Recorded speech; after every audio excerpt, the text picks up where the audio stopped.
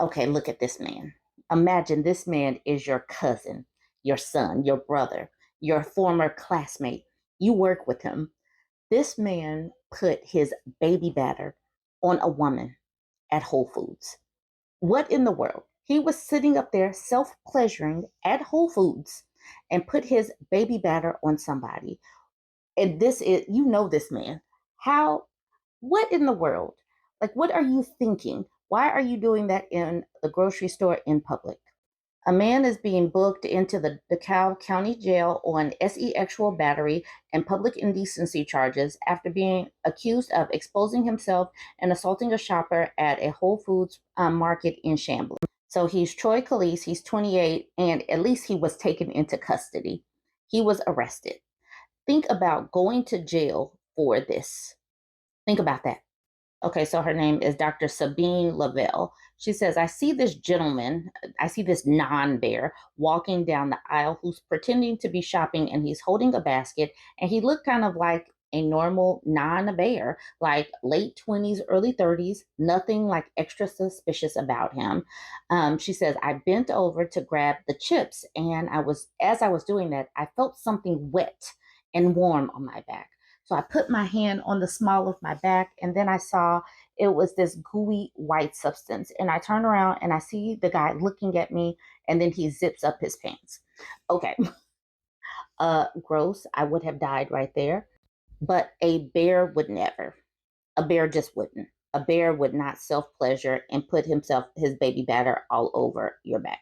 Once again, this is Troy Felice. Surveillance shows Lavelle chasing the man out of the store. She told Fox 5 that she wanted to draw as much attention as possible to the suspect and the situation so that there would be plenty of witnesses. Troy Felice, 28, has since been taken into custody. He was arrested in Gwinnett County and charged with sexual battery and public indecency.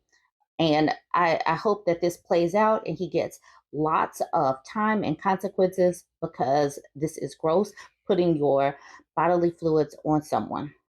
America is quickly approaching its find out season overall. America is getting older as far as its population is going, and women are opting out of having babies. The birth rate is plummeting to hell. So let's talk a little bit about what is coming. America is hurtling toward a gray trap. Look at this thumbnail. Look at this picture that it used. This is pretty dramatic. It's little surprise that America is rapidly getting older. But now that we're at the brink of that demographic shift's major consequences, we're still completely unprepared. Why it matters is not just that seniors are an increasing share of the population, which is a huge challenge in itself. The seniors of the future may also require care for longer, and aging inequalities are becoming more stark because people are getting sicker earlier. And that means that they are sicker for longer periods of time. And modern medicine is just keeping them alive because these people want to just keep selling medications and keep these corporations making lots of money. All right, the big picture. Americans 65 and older will make up more than 20% of the population by 2030, according to the Census Bureau projections, up from 17% in 2022. And by 2050, they're projected to make up 23%. One of the most obvious impacts of the aging population is on the federal budget, as spending on health programs, namely Medicare, is expected to swell. But the change will be felt economy-wide. A smaller share of the population will be working age, and without drastic course correction, more may drop out of the labor force for caregiving responsibilities. Between the lines, the economic effects won't be as drastic if seniors stay healthy longer and, as a result, work later into life. Not only would they use less healthcare overall, but they also continue to contribute to the economy. But things don't seem to be trending that way. There's always been in the background an assumption that with increasing technical capacity in healthcare, that the older generation would be healthier than the preceding older generation, said John Rowe, a professor of health policy and aging at Columbia University. What's becoming clear is that optimistic scenario may not be playing out. And for whatever reason, older people in the next generation may enter life more disabled than the previous counterparts. That's because younger people are getting sicker at a younger age. The U.S. is also woefully underprepared for the burden that aging seniors are expected to place on the healthcare system, particularly in terms of workforce demands and support systems, whether formal or informal. Our healthcare system is breaking down. COVID exposed the fractures, but it's been jacked up for a while and it's only going to get worse. And we have been running nurses and doctors and other medical staff out of hospitals. We're overworking the people that are remaining, and it's just going to get worse. People have better take heed now so that they can stay healthier on their own without needing to go to the hospital. Oh, and also people have better make sure that their relationships are intact, because if you ever do need some family support and you have never been there for your people, you may find out that they are not there for you. All right. There are already healthcare worker shortages, which worsened during the pandemic and are particularly acute in long term care. As we start thinking about these broader trends in aging and how we deal with it, there are a lot of things that aren't structured or ready for the growing demand, said Tim Lash, president of the West Health Institute, which is dedicated to improving aging. In healthcare, in particular, it's a dark spot. Addressing it isn't just more bodies, addressing it is fundamentally shifting what we are doing. The consequences of being unprepared for this great tsunami are predictable but dire. Beyond the caregiving strain placed on family members, aging would likely become an even more deeply unequal experience. People with resources and money and the best insurance will be able to get care, and as usual, the people without won't. We're going to end up with a two-tier health system for older persons, and we don't want that. And the thing is, like I just said, everybody has to work. Now, if you are a family member that needs another family member to fall out of the workforce, but you haven't built relationships with them, why would they fall out of the workforce for you? Pour into the people that have poured into you. And if you have not been creating strong bonds with your family members, you might be one of the people that gets screwed. The bottom line, the health of tomorrow's seniors will be shaped by how healthy they are right now. There are signs that Americans now in their 40s and 50s will be even less healthy than today's seniors when they hit retirement age. And among this group, there are widening disparities that will likely keep growing. That's why me at 44, I'm sorry, 43, I'll be 44 this year. I am really trying to think about my health into retirement age, because I already know that the economy is jacked, that healthcare is jacked, and I want to avoid going into the hospital if I actually can. And people my age and younger, we all need to be thinking about this right now, from the food that we eat to the relationships that we build to how we spend our money and all of that. People don't get to 65 naive, as if they are now going to experience healthy aging or unhealthy aging, said Lisa Berkman, director of the Harvard Center for Population and Development Studies. If we want to think about healthy aging in America 10 or 20 years from now, we need to totally focus on the people who will be in those cohorts. And people need to think about it themselves, because the structures are not there. The foundation is crumbling right now. So what we have right now, which is bad, is going to be even worse later on. Jump in the comments. Let me know what you think about this one. Don't forget to like, comment, and share. I have already talked about the fact that Republicans have a for real game plan. They want to lower the age for child marriage.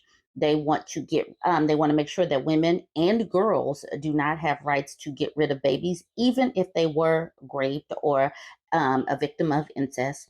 They want to also continue to hammer away at child labor laws. This article is coming out of Alabama. Alabama poultry plant could be closed for 30 days for allegedly hiring minors. They want to continue to loosen child labor laws for a reason. You have enough poor families, then of course sending their teenagers to work in a factory is a no-brainer, especially if these factories are allowed to have teenagers work for them. All right, let's talk about what happened in Alabama. A poultry plant in Jasper, Alabama has been accused of hiring minors and could be shut down for 30 days, according to a newly released U.S. Department of Labor lawsuit. Mar Jack Poultry, the largest employer in Walker County, is accused of violating federal labor laws when it hired 4 minors as young as 16 who allegedly discovered working overnight at the company's slaughterhouse. Marjack is the same firm that was found to be directly responsible for the death of a 16-year-old at a plant in neighboring Mississippi last summer. In May 2021, a Marjack employee was killed when he got pinned partially under a machine after it snagged his sleeve. In the case of the 4 minors, the Labor Department is asking a judge to shut the plant down for 30 days based on the statutes that prohibit companies from profiting from child labor. 6 teenagers were working in the Jasper chicken plant for months using forged documents after passing the E-Verify system it used to make sure a person is authorized to work legally, according to the suit filed. The company has said the employees were terminated after being discovered, and they were not working around slaughtering machinery, only in chicken hanging and wing removal areas, which is not prohibited by federal regulations. The company is arguing that if it is shut down, it will be forced to lay off more than 1,000 workers for that period and the slaughter of millions of chickens and bury them in landfills. But on Friday, another team was killed while operating equipment at a Marjack plant near Hattiesburg, Mississippi. The 16-year-old was reportedly killed while working in the plant's sanitation operations.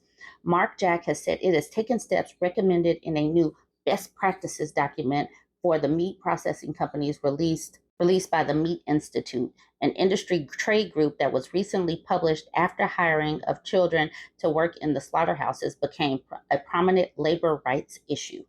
The members of the Meat Institute are universally aligned that meat and poultry production facilities are no place for children. The Meat Institute president, Julie Ann Potts, wrote in the preface to the guideline document. The Labor Department has said that slaughterhouses' work is too dangerous for minors and that they are prohibited from working in that sector by federal regulations. Federal law, however, does not categorically prohibit it in all cases. The poultry industry has zero tolerance for the hiring of minors. Tom Super, a spokesperson for the National Chicken Council, told NBC. He said the council, which includes Marjack, have formed a task force to prevent child labor, which it considers a non-competitive issue. Unfortunately, in most of these cases, minors are hired even when using all of the required government screening programs and the applicants appear to be of legal age. Super added, noted that the challenges are not unique to the poultry industry. So you telling me that you can't tell a kid is a teenager? Really? You really can't. Anyways, this is what's going on, and I am totally sure that lawmakers in these red states that are very poor already, because most of these red states are impoverished, their medical facilities, their healthcare is ranking at the bottom, as well as their education. All of that is at the bottom. So, of course, they want to use child labor because they need to. Anyways, yeah, I'm going off on a tangent here. But jump in the comments. Let me know what you think about this one. And don't forget to like, comment, and share.